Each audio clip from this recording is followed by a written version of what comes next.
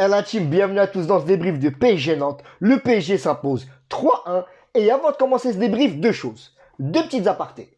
Déjà, premier aparté, aujourd'hui dans le monde du foot, il s'est passé une chose assez triste. En effet, Agüero arrête sa carrière. Agüero, Agüero, que ce soit sur FIFA ou sur le terrain, il a traumatisé trop de monde. Agüero, quand même, il arrête sa carrière. Et c'est vraiment triste. Agüero arrête sa carrière parce qu'il a une insuffisance cardiaque. L'histoire est vraiment assez triste. Parce que c'est quand même un joueur qui s'est battu pour revenir. Mais ça n'a pas été suffisant. Donc, big up par lui pour l'ensemble de sa carrière.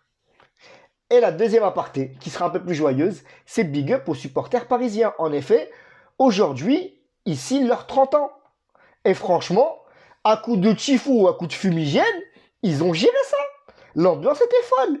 L'ambiance était tellement folle. Il y avait tellement de fumigène et de brouillard sur le terrain. J'ai cru que c'était un épisode de Walking Dead. C'est incroyable. On voyait mal le match, mais on était quand même content. Vraiment. D'ailleurs, je parle des supporters. Et je pense qu'à Paris, on est l'un des clubs les plus fous. C'est vrai, on a pas mal d'histoires. Ok, je vais pas en revenir dessus. On a pas mal d'histoires parallèles, d'histoires médiatiques. Mais on a également les supporters les plus fous qui existent. Exemple, ce match-là, Navas, il a un carton rouge. Et Navas, il est sorti comme Ayamakassi. On verra le pourquoi du comment après. Mais quand Navas se mange un carton rouge et il laisse un pari à 1-0, un pari qui peut devenir fébrile, un pari qui peut se faire remonter et qui s'est fait remonter, il sort sous les applaudissements du public. Il est sorti avec un carton rouge sous une standing ovation. Mais j'ai rien compris, moi, en fait. En fait, les supporters, ils sont aussi fous que ce club. Et du coup, c'est ça qui est bon. Vraiment. Bon, maintenant, on peut commencer ce débrief.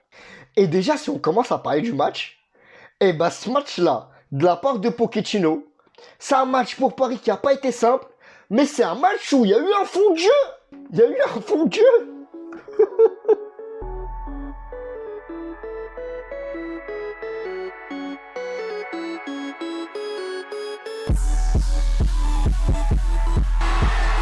Parce que je suis désolé, sous Pochettino, tu regardes les matchs de Paris, c'est comme tu regardes une série turque sous-titrée en japonais. Tu comprends rien. Mais ce match-là, on avait les sous-titres en VOSTFR. Ce match-là, on a compris.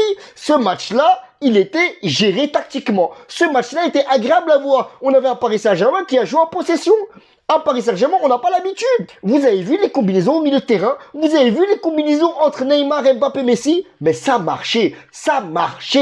D'ailleurs, je vous parlais de Pochettino plusieurs fois. Ce que je reprochais à Pochettino, c'est que Pochettino, il est avec son 4-3-3 et il est rigide. Et un système rigide dans le foot, c'est quoi? Et je vous l'ai dit, un système rigide dans le foot, c'est un système où, en phase d'attaque, c'est le même système, c'est-à-dire un 4-3-3, qu'en phase de défense. En phase d'attaque et en phase de défense, t'es dans le même schéma de jeu. C'est comme les baby-foot, tu vois, le baby-foot, en attaque et en défense, c'est pareil, c'est normal, il y a des barres métalliques. Tu peux pas changer la place des joueurs. Et ce match-là, non. Ce match-là, Pochettino, il a voulu nous faire plaisir. Il a voulu se faire plaisir. Ce match-là, Pochettino, le système de jeu, c'était quoi? C'était qu'en phase de défense, on était à 4 derrière, en 4-3-3. Et en phase d'attaque, on passait à un 3-4-2-1. Après 3-4-2-1, 3-4-3 pointe haute, t'appelles ça comme tu veux. Mais on passait à un système à 3 défenseurs. Et c'était extrêmement intéressant. Et ça a marché comment? Ça a marché grâce à un homme sur le terrain. Ça a marché grâce à Paredes. Pourquoi Paredes? Parce que sur le côté droit, on a un Messi qui est placé certes sur le côté, mais qui prend l'intérieur. Messi, c'est un peu un électron libre. Messi, il a pris l'intérieur. Ce qui a permis à Hakimi également de monter pour aspirer le bloc grâce à ses appels. Et Paredes, lui, il descendait.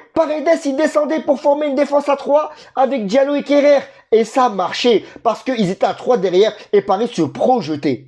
Lorsque Paris était acculé ou lorsque Nantes avait une phase d'attaque qui commençait de sa défense ou de son gardien, Paris était à 4 derrière, ils attendaient. Mais lorsque Paris se projetait devant, il passait à 3 derrière. Et même s'il y avait une contre-attaque, Paris était à 3 derrière et on avait un Hakimi qui redescendait en bas rapidement et un Paredes du coup qui remontait vers le bloc défensif. C'était intelligent. Le PSG s'est vraiment géré ce match. Le PSG a dominé. D'ailleurs, on a un Hakimi en conférence de presse en fin de match qui dit que même si Navas est sorti, le Paris Saint-Germain, les joueurs eux-mêmes sentaient qu'ils étaient encore dominants. Et ça, c'est vrai. C'est vrai que Paris a concédé certaines occasions. Paris, c'est vrai que comme d'habitude, il y a 10-15 minutes dans le match où ils étaient en flottement. C'est vrai. D'ailleurs, sur ces 10-15 minutes de flottement, on a eu l'égalisation. Mais Paris s'est bien repris. Après, il y a eu un peu de réussite, c'est vrai. Et dans ce match-là, même si Paris a dominé, Paris a eu des moments compliqués. Notamment avec la sortie de Navas. Mais vous avez vu Navas comment il sort? Vous avez vu Navas? Navas, elle est sortie comme un Roucoups dans Pokémon. Navas, elle est sortie comme un catcheur sur la troisième corde, mais j'ai pas compris, mais c'était quoi cette sortie? Après, bien sûr, si Navas sort, c'est parce que Kerrer se fait manger dans le duel. Et c'est dommage, à part ça, il était bon Kerrer ce match-là. Kerrer, il a quand même rappelé à Pochettino que son poste c'est central, c'est pas latéral droit. D'ailleurs, il joue gauche avec l'Allemagne. Donc Kerrer, c'est vrai qu'il fait cette erreur-là, une erreur qui est préjudiciable, mais globalement, il fait un bon match. À la différence d'Abdou Diallo. Abdou Diallo, non.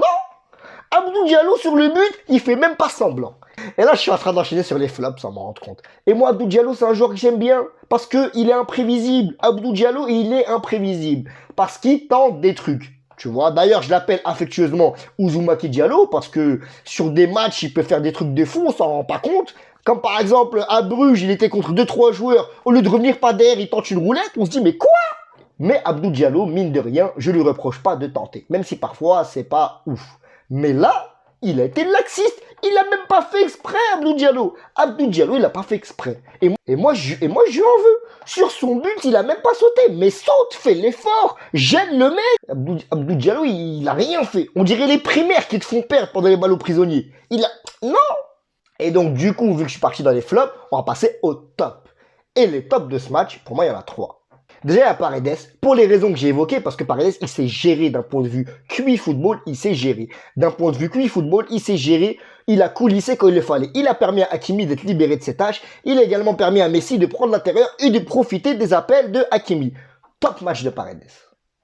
Et je suis désolé, avec la prestation de Messi, est-ce qu'on peut dire, Messi, ce match-là, c'est un but. Messi, c'est le joueur qui a le plus frappé dans ce match. Messi, c'est le joueur qui a le plus eu de ballon.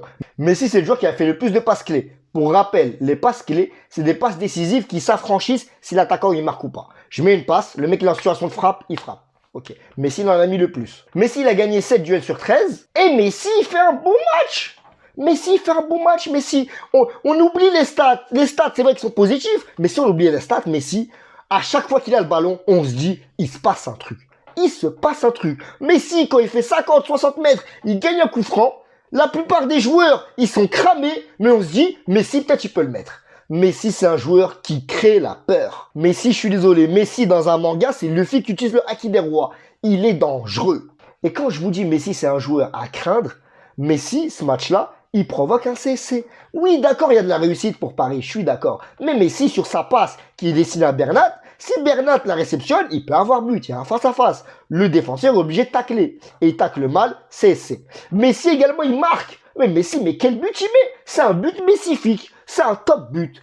Et on a 3 acteurs majeurs du Paris Saint-Germain sur ce but-là. On a Mbappé qui trouve Lionel Messi d'une superbe passe. On a Messi qui va provoquer en utilisant l'appel d'Hakimi, parce qu'Hakimi, il a multiplié les appels dans ce match-là. Et parfois, Hakimi, sur ses appels, il n'est pas servi. Mais je suis content parce que les joueurs du Paris Saint-Germain profitent de ces appels. C'est ce qui s'est passé pour le but de Messi. Et donc, on a eu ces 3 acteurs, ce qui a débouché sur un superbe but. Et puis, le dernier acteur, l'homme du match pour moi, c'est Kylian Mbappé. Kylian Mbappé, c'est un but, une passe décisive. Kylian Mbappé, il a réussi 100% de ses dribbles. C'est son plus haut taux réussi en Ligue 1. Il a 8 dribbles, il me semble, réussi sur 8. Mais c'est incroyable. Il a été inarrêtable. Il a fait des passements de jambes, il a cassé des reins, des carrières, tout ce que tu veux. Moi, je suis désolé. Les joueurs qu'ils ont défendus sur Mbappé, il faut qu'ils aillent voir l'ostéopathe. La colonne vertébrale, elle est plus droite. Mais vous avez vu les passements de jambes qu'il met? Mais c'est létal. Mbappé, il a gagné 8 duels sur 12. 8 duels sur 12, ça fait 80%,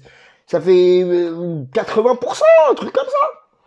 Donc c'est un top match d'Mbappé, un top match de Messi, un top match du Paris Saint-Germain en général, parce que même à 10, ils sont venus chercher la victoire. Et c'est de bon augure pour City.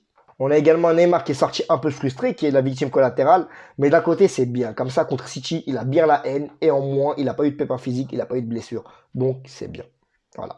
Donc, bon match du Paris Saint-Germain. Je suis hypé pour le match de City. Continuez à venir me donner de la force, ça me fait toujours autant plaisir. Mes réseaux sociaux sont sur le côté. Continuez à m'ajouter sur Insta, continuez à me suivre sur Twitter, continuez à me parler sur Snap. Ça me fait toujours autant plaisir. Voilà. Continuez à venir me parler de football. Vos avis sont intéressants. Également, on s'approche bientôt des 400 abonnés. 400 abonnés, c'est énorme. Cette chaîne, elle a commencé il y a 4 mois et demi quasiment. Donc franchement, merci beaucoup pour vos soutiens. Merci pour vos remarques. Voilà. Big up à vous. Vous gérez. Salut la chaîne.